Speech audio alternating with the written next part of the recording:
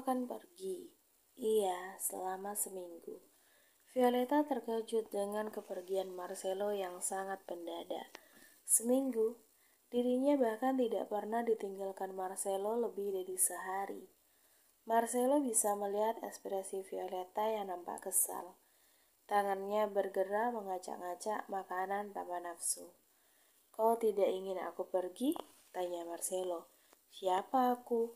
Mana mungkin, aku senang kau mau pergi, jadi aku bisa berkuasa atas tempat ini." Violeta memasukkan makanan ke dalam mulutnya, namun dia mengunyah tanpa nafsu. Marcelo tersenyum kecil. "Kau membuatnya terlihat dengan jelas." "Apa sih? Sudah kubilang, tidak masalah kau pergi." Marcelo menyangga dagu dengan telapak tangannya. "Yakin?" "Ya." Violeta memalingkan wajah. "Jangan lupa memberi kabar." "Tentu saja, istriku." "Memang kau mau kemana sih sampai selama itu?" "Mengurus sesuatu yang penting." "Aku tidak boleh tahu ya?"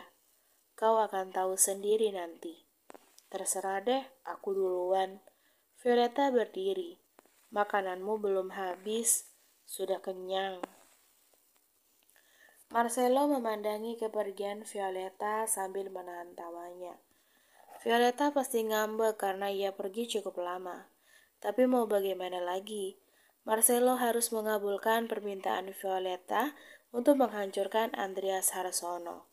Ini adalah masa yang tepat untuk melakukannya. Marcelo mengambil lonceng kecil di atas meja dan membunyikannya. Seorang pelayan datang menemuinya. "Panggil Matteo." Tak lama kemudian Matteo datang. "Anda memanggil saya, Tuan Aguero? Bagaimana persiapannya?" "Semuanya telah siap sesuai dengan rencana. Tidak ada kesalahan, kali ini akan berjalan dengan lancar." "Baiklah." Marcelo menggunakan sapu tangan untuk mengelap kedua tangannya. "Ini akan sulit, tapi kita tidak bisa mundur." "Tentu, Tuan." Marcelo berdiri merapikan jasnya. "Siapkan pesawat." Violeta berbaring di ranjang, menonton video dari tablet tanpa minat. Meski matanya menatap layar, pikirannya tidak ada di sana.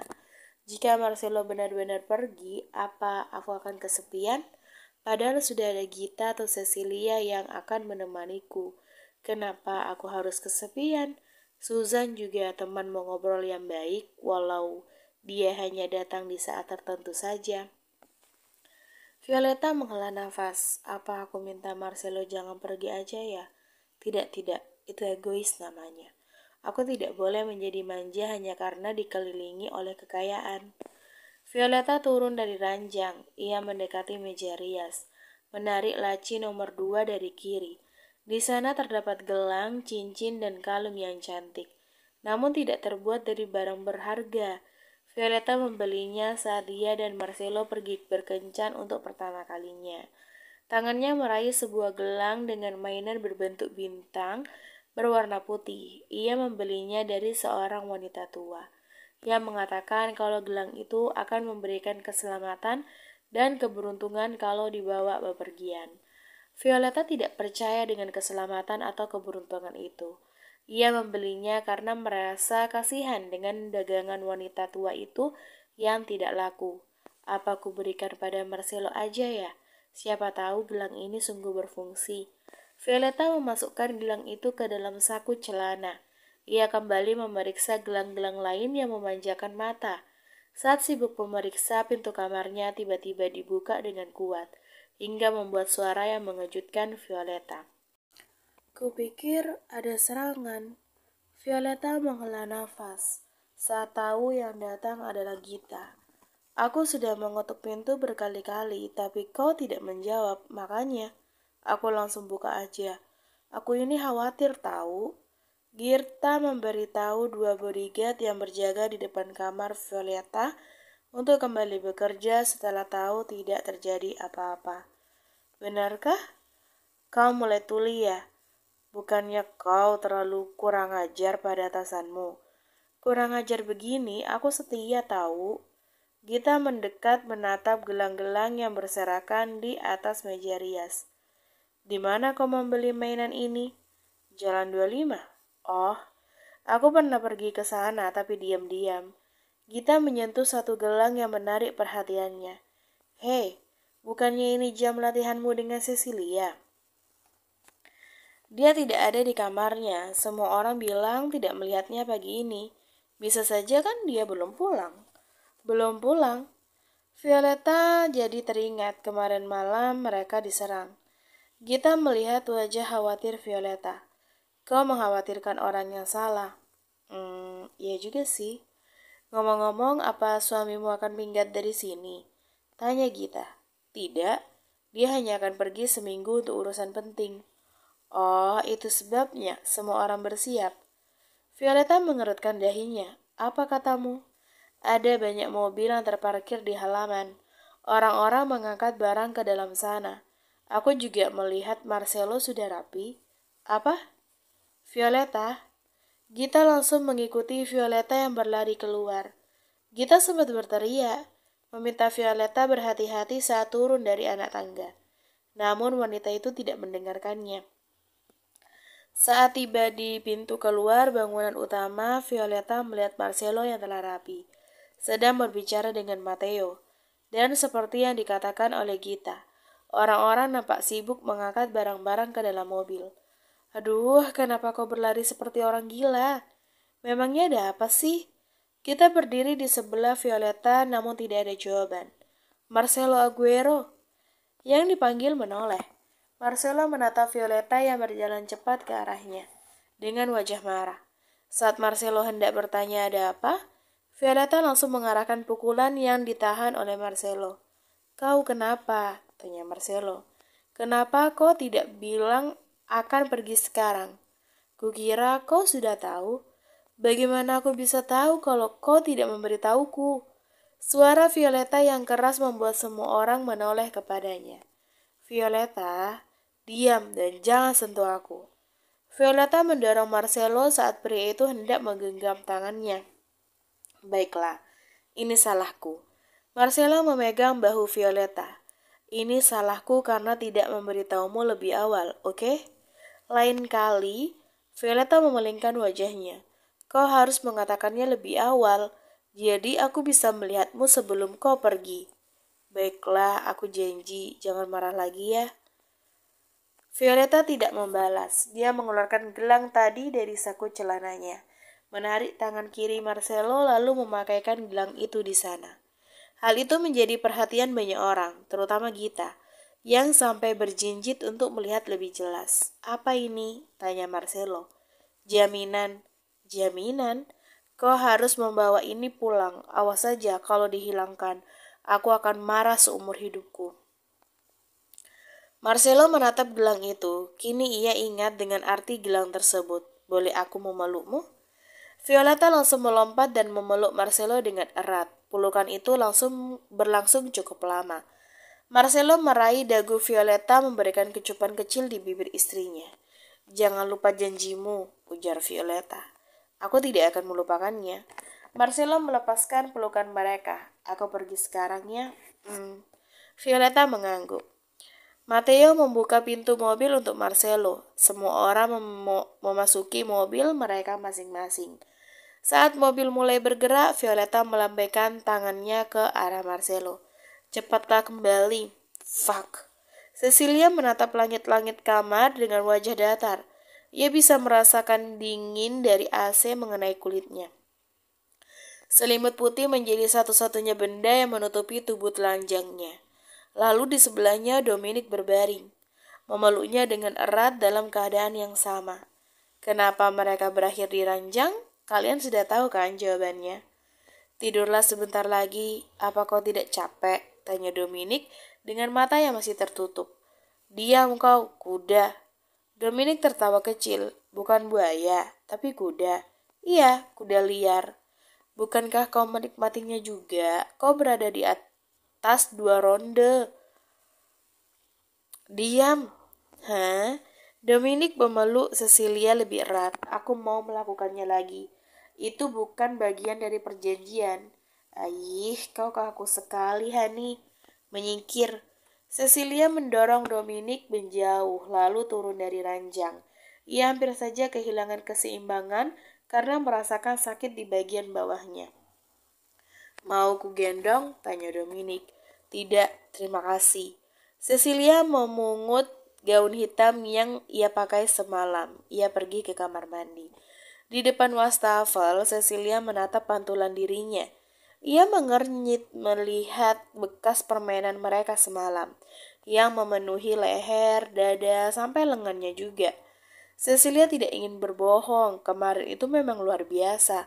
Itu pertama kalinya ia sangat puas saat menghabiskan malam dengan seseorang. Tapi kenapa itu harus Dominic Toretto? Tidak kusangka aku akan lelah. Padahal dulu aku selalu menang kalau melawannya. Cecilia menggesekkan dua pahanya saat merasakan sesuatu yang lengket di dalam mahkotanya. Tangannya bergerak menyentuh bagian itu dan menemukan cairan kental di dalam sana. Dominic Toretto, kau bajingan sialan, kau tidak pakai pengaman, Cecilia berteriak. Dari luar sana, Dominic tertawa. Maaf, Hani, kondom yang disediakan hotel terlalu kecil untukku. Fuck.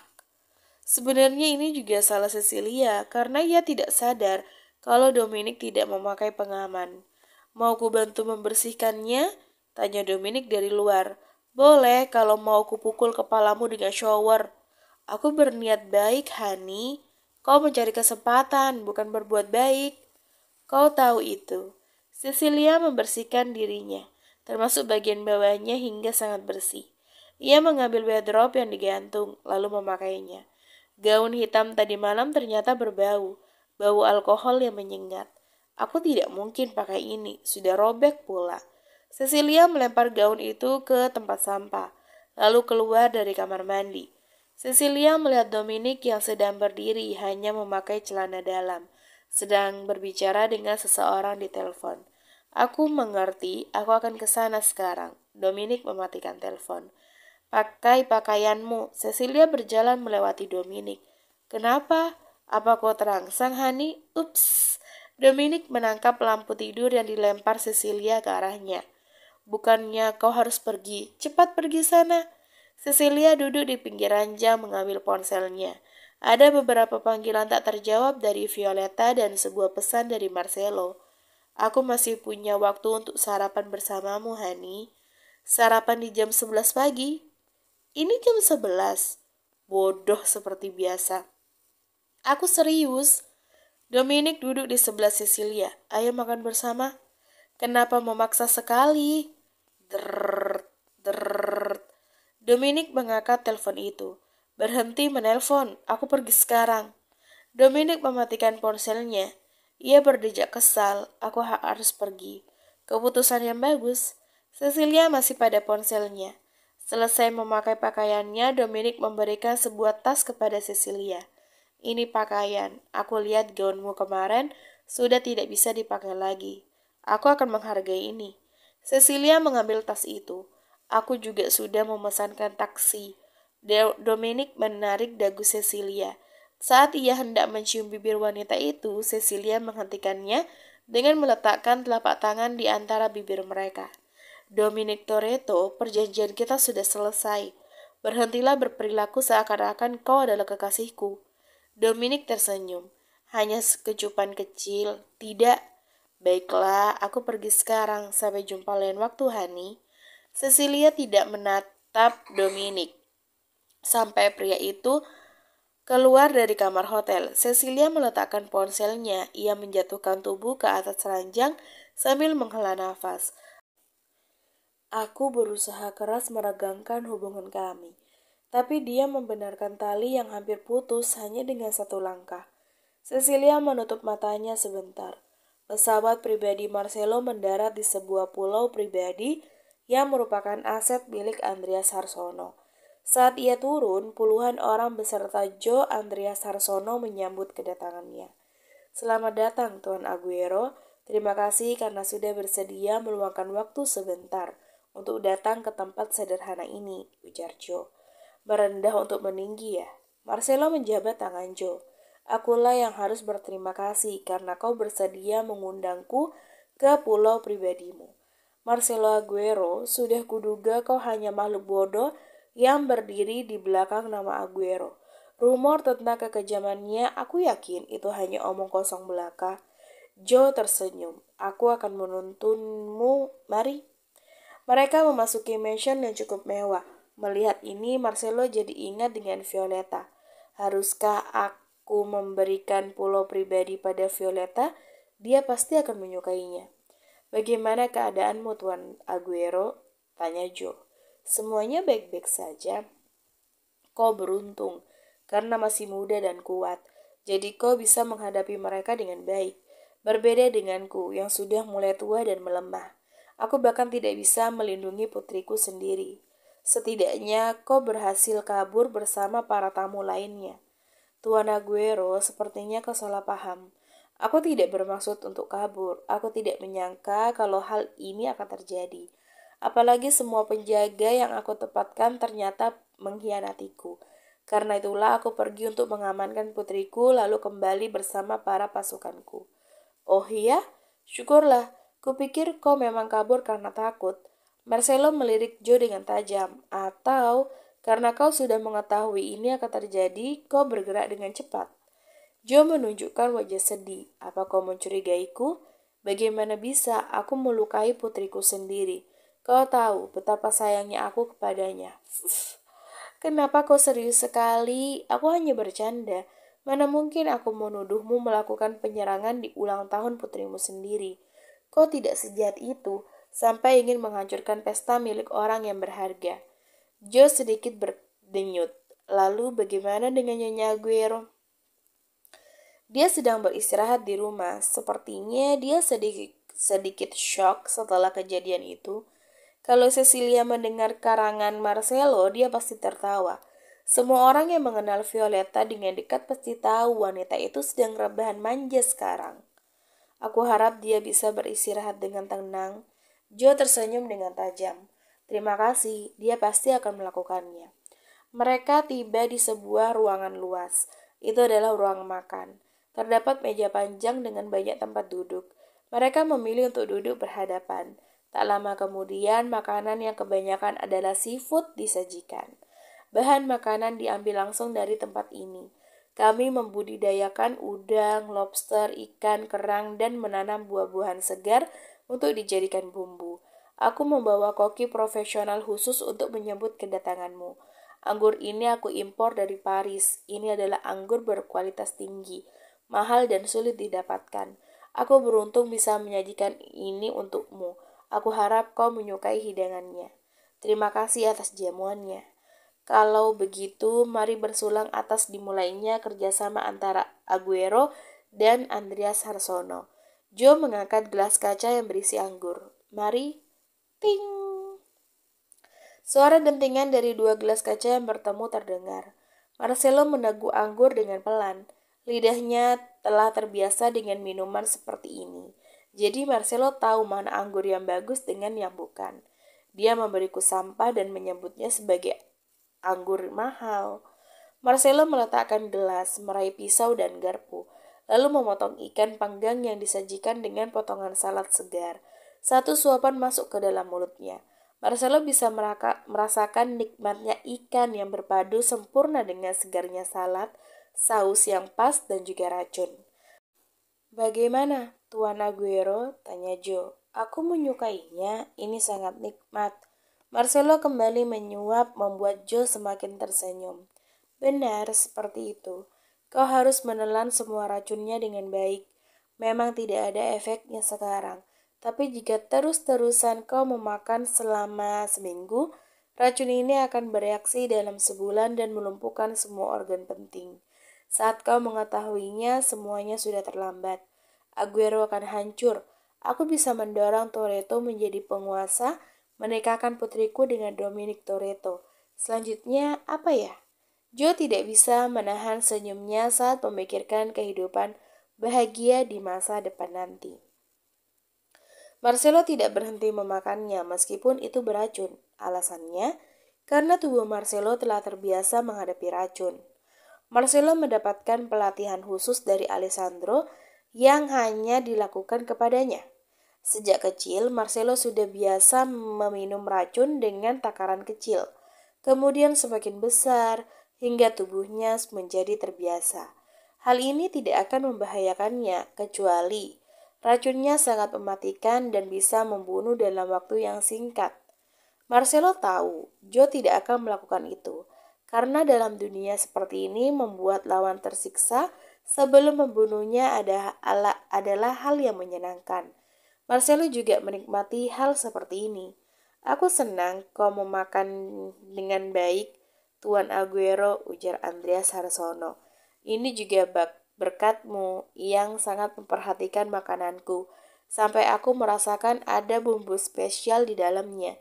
Marcelo tersenyum, ia kembali memotong ikan. Aku dengar kau dan istrimu diserang di jalan saat perjalanan pulang ke rumah. Akhirnya dia membahas ini. Marcelo mengangguk, benar. Sampai sekarang aku belum menemukan pelakunya. Dia pasti orang yang sangat kuat. Joe mengetukkan jarinya di meja. Kupikir ini ada hubungannya dengan penyerangan kemarin.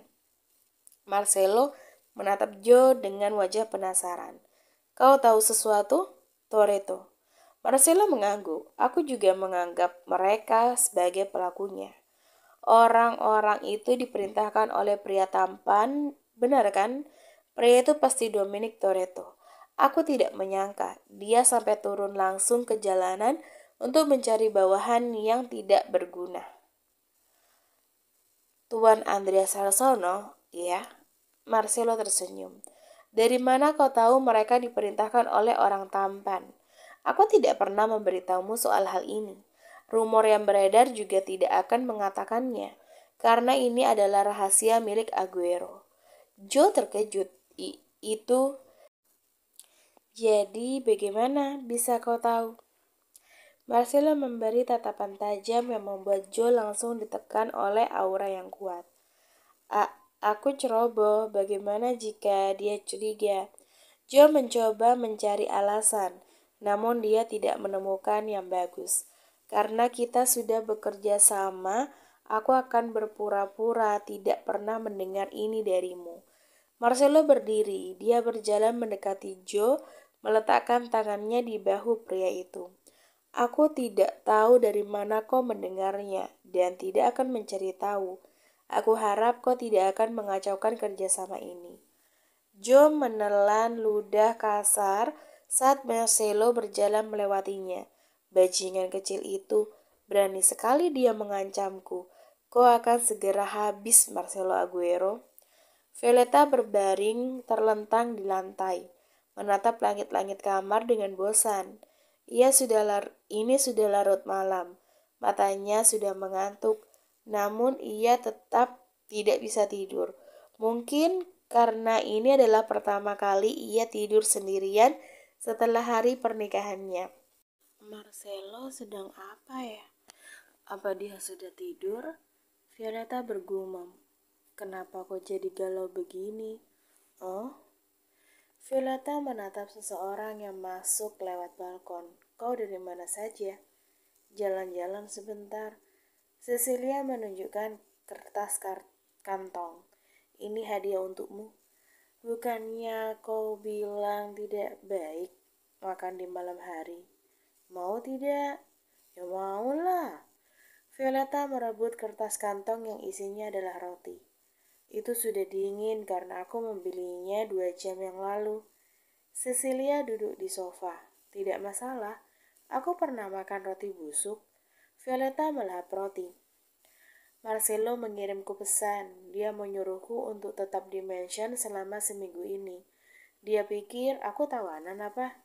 Cecilia berdecak. Oh, kupikir dia mau kau menemaniku. Rupanya Marcelo tidak memberitahu Violeta kalau dia akan menghancurkan Andreas Harsono. Alasan kenapa Marcelo menyuruh Cecilia tinggal di mansion karena Marcelo memperkirakan akan adanya serangan di mansion nantinya. Violeta kembali menatap ponselnya. Kenapa dia belum menghubungi sih? Cecilia tersenyum geli. Kalian belum berpisah 24 jam. Kenapa kau gelisah sekali? Kau tidak ada di posisiku, makanya kau tidak mengerti.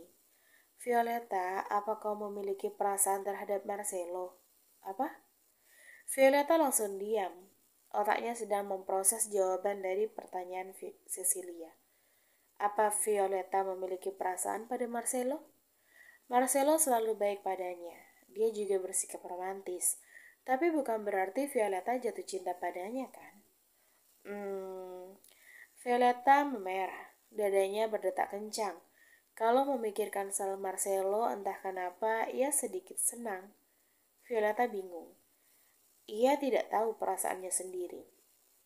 Apakah ini hanya perasaan nyaman atau perasaan lainnya? Kenapa kau menanyakan pertanyaan yang sulit begitu sih? Violeta jadi frustasi karena bingung dengan dirinya sendiri. Biar kutanyakan, apa kau senang saat Marcelo di sebelahmu? Saat dia menggenggam tanganmu, memelukmu, bersikap sangat lembut? Violeta memerah, tubuhnya terasa panas, terutama di bagian dada. Ia semakin merasa bingung. Tidak perlu dijawab, Cecilia tersenyum. Aku sudah tahu jawabannya.